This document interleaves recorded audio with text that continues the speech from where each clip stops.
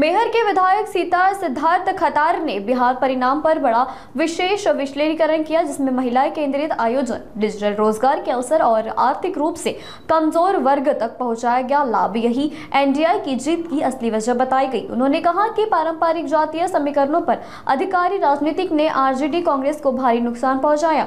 जनता के सामने सर्वांगीण विकास का ठोस मॉडल पेश करते हुए आरजेडी कांग्रेस से पीछे रह गए। बिहार निवडणुकांचे कल आपल्या सगळ्यांच्या आता समोर दिसत आहेत। यामध्ये नॅशनल डेमोक्रॅटिक अलायन्स म्हणजे एनडीए या पक्षानं आघाडी घेतल्याचं स्पष्ट चित्र दिसत आहे आणि महाविकास आघाडी ज्यामध्ये आरजेडी आहे आणि काँग्रेस हा मुख्य हे दोन पक्षाची महाविकास आघाडी मागे पडताना दिसत आहे।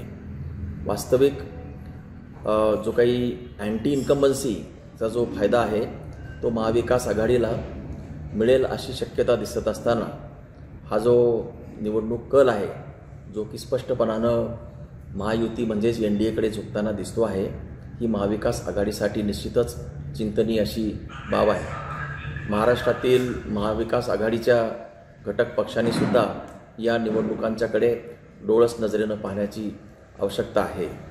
बिहारमध्ये जे काही महायुती म्हणजेच एनडीएच्या घटक पक्षांनी विशेषतः महिलांवरती त्यांनी भर दिला। रोजगार, डिजिटल रोजगार आणि ईबीसी म्हणजे इकॉनॉमिकली बॅकवर्ड जो घटक आहे त्याच्याकडे लक्ष दिलं। व्हेरॅज जे काही आरजेडी आणि काँग्रेस हे जे दोन पक्ष आहेत यांनी पारंपरिक जे जाती समीकरणं आहेत, यादव आणि जो काही मागास यांच्यावरतीच लक्ष केलं आणि हेच आपल्याला तारतील अशा प्रकारचं यांनी भूमिका घेतली। दुसरं असं की महिलांसाठी, रोजगारांसाठी, शेतकऱ्यांसाठी आणि सर्वंकष जो जनता आहे त्यांच्यासाठी जो काही विकास मॉडेल जे आहे स्वतःचं ते त्यांनी स्पष्टपणानं जनतेसमोर ठेवण्यामध्ये मला असं वाटतं कुठंतरी कमी पडलेत की काय।